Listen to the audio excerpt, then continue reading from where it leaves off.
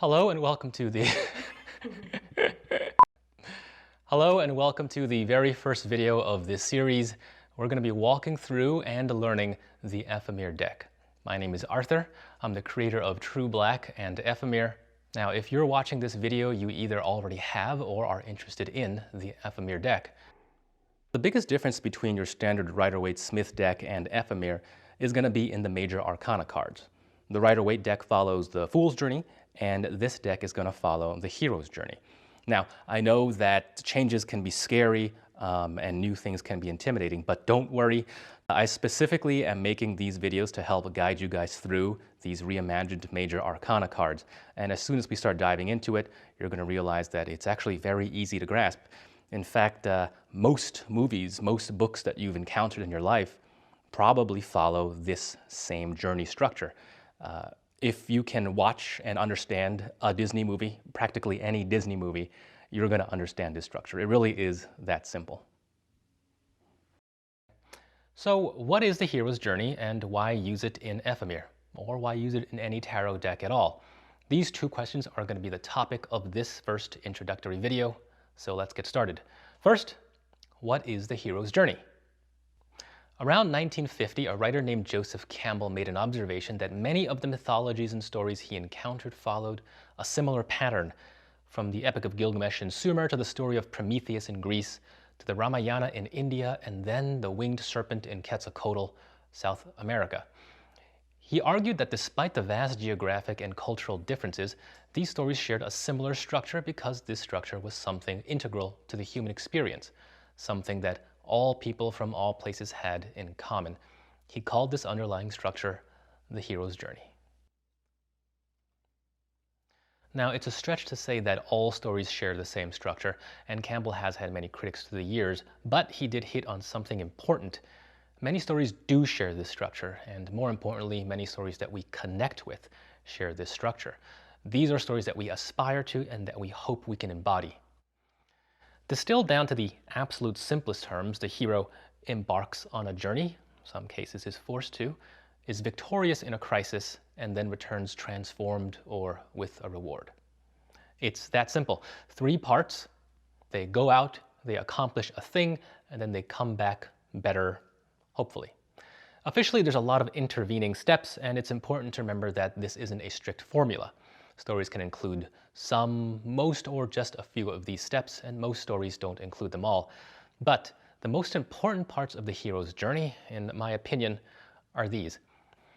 The hero is called to adventure, gets help on their journey, is tested by obstacles and enemies, sometimes even tasting defeat, before finally succeeding and returning with a reward. The reward can be a physical thing, like the Holy Grail, but it's oftentimes something intangible, like wisdom or spiritual growth. Either way, it's something good that they've earned and that benefits themselves or their people. Now, that storyline should sound familiar, right? We'll explore how the cards of Ephemere follow this journey in our next video, but for now, the next big question is, why use the hero's journey for Ephemere? Now, ideally, stories are relatable, relevant to our lives, and understandable. The hero's journey is something that we've seen countless times before, so it's definitely something that we can relate to and that we can understand. We're going to see a lot of videos of that and examples of that soon. But more importantly, it's a story that we connect with and that we empathize with. For something as important and personal as tarot, it makes a lot of sense to have a story that we can truly relate to, something that we can see ourselves in. From Star Wars to Lord of the Rings, Jane Eyre to Harry Potter, The Lion King to The Hunger Games, these stories have moved us because we see ourselves in them. We relate to them and we can connect with them. Because of that, we remember them better and the lessons that they teach. Within all of these, we see a reflection of the hero's journey. I said earlier that stories should be relatable and relevant to our lives, and there, the hero's journey mirrors our own journeys. Our lives are not elaborate or dramatic, but our daily and even lifelong challenges do share similar structures. When we consult the cards, it's because somewhere along the story of our lives, we're faced with a challenge. Maybe we don't know what next step to take on our journey, or we've experienced failure and we're trying to figure out how we can gather up the pieces to continue forward. If we use tarot as a tool to help improve our lives, and I think that we should, shouldn't it tell a story that inspires us to be the hero of our own journeys? After all, the point of the hero's journey isn't that we have to be heroes to go on the journey. We don't start as heroes. Instead, we start as we are, imperfect and flawed. It's only by undertaking the journey, learning, failing, and trying again that we truly become the hero. That's almost it for this very first video, but before I leave, one more fun fact. The fool's journey that we're all familiar with was based on the hero's journey. The Rider-Waite-Smith was created in 1910, but the idea that the fool took a journey through the 22 major arcana cards didn't exist back then. The cards were just cards and they didn't form a particular story.